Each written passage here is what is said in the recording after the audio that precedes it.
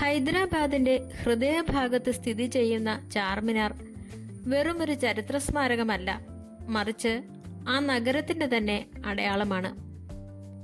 1591 ചാർമിനാർ നിർമ്മിക്കപ്പെട്ടത്.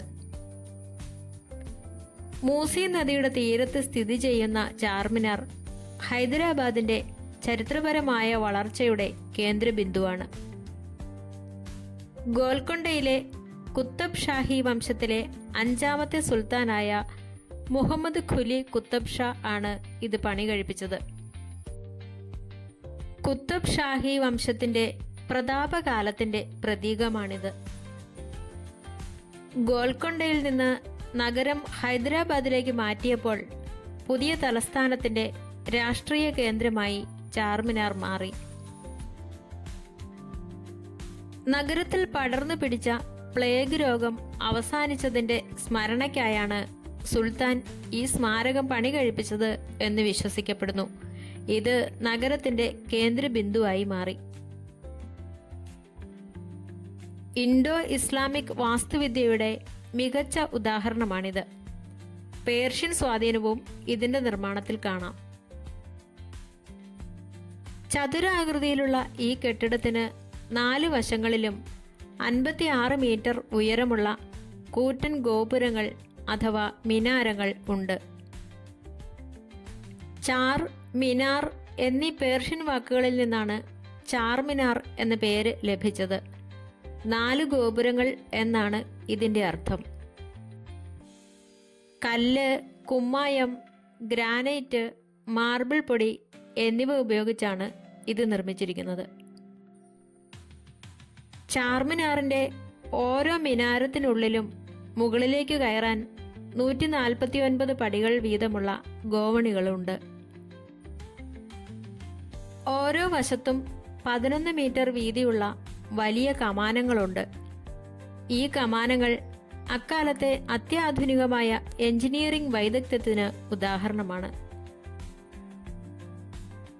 ഇതിന്റെ നിർമ്മാണത്തിൽ പേർഷ്യൻ വാസ്തുശില്പികളുടെ വലിയ സ്വാധീനമുണ്ട്.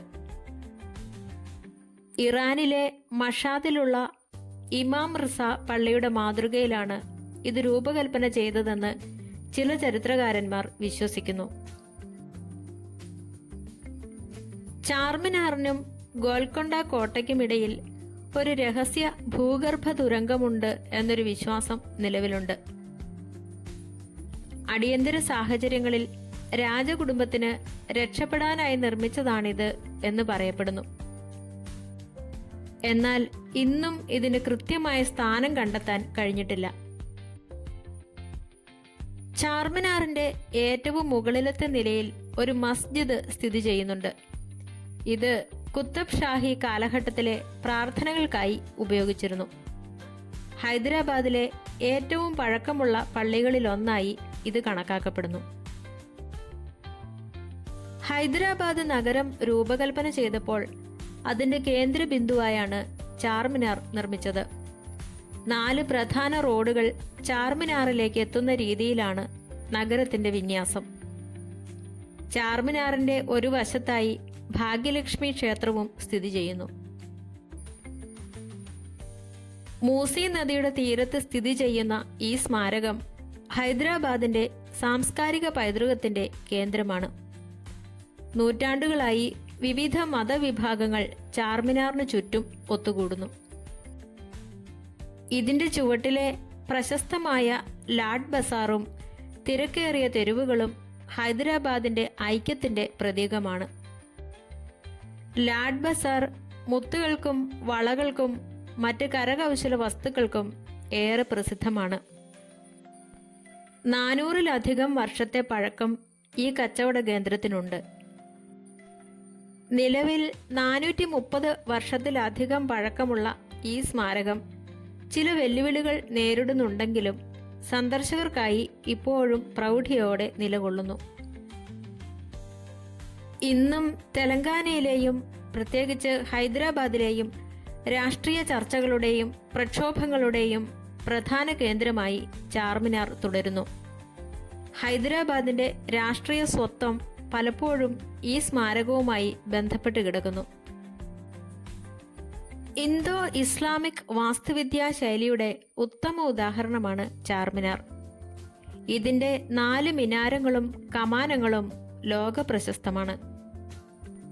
ഹൈദരാബാദി സംസ്കാരത്തിൻ്റെ ഭാഗമാണിത്. പേർഷ്യൻ സ്വാധീനമുള്ള പ്രാദേശിക സംസ്കാരം ഇവിടെ ദർശിക്കാം. ഇന്ന് ആർക്കിയോളജിക്കൽ സർവേ ഓഫ് ഇന്ത്യയുടെ സംരക്ഷണയിലുള്ള ഈ സ്മാരകം ഇന്ത്യയിലെ ഏറ്റവും പ്രധാനപ്പെട്ട വിനോദസഞ്ചാര കേന്ദ്രങ്ങളിൽ ഒന്നാണ്. കാലപ്പഴക്കം കൊണ്ടും മലിനീകരണം കൊണ്ടും കെട്ടിടത്തിന്റെ പുറം ഭാഗത്തെ ചായങ്ങൾക്കും പ്ലാസ്റ്ററിങ്ങിനും കേടുപാടുകൾ സംഭവിച്ചിരുന്നു. ഇത് പരിഹരിക്കാനായി പ്രത്യേക ലൈം പ്ലാസ്റ്ററിംഗ് കൃത്യമായ ഇടവേളകളിൽ നടത്താറുണ്ട്. ചുണ്ണാമ്പ് കൂട്ട് ഉപയോഗിച്ചുള്ള മിനുക്കുപണികളാണിത്.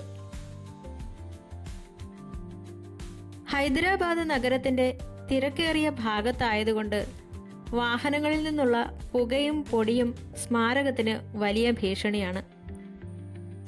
കറുത്ത നിറത്തിലുള്ള പാടുകൾ ചുവരുകളിൽ വീഴുന്നത് തടയാൻ ഹൈദരാബാദ് മുനിസിപ്പൽ കോർപ്പറേഷൻ ചാർമിനാറിന് ചുറ്റുമുള്ള ഭാഗം പെഡസ്ട്രിയൻ സോൺ ആക്കി മാറ്റിയിട്ടുണ്ട്.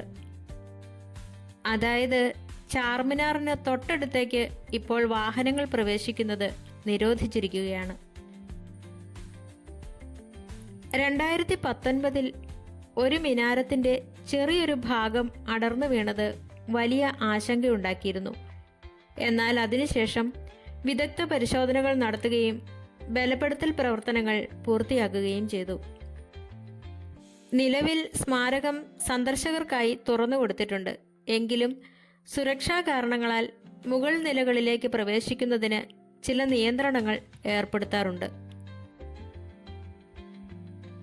ഹൈദരാബാദിലെ ഏറ്റവും കൂടുതൽ ആളുകൾ എത്തുന്ന വിനോദസഞ്ചാര കേന്ദ്രമായി ഇത് തുടരുന്നു. രാത്രികാലങ്ങളിൽ ചാർമിനാറിനെ പ്രകാശപൂരിതമാക്കാറുണ്ട്. ഇത് കാണാൻ വളരെ മനോഹരമാണ്.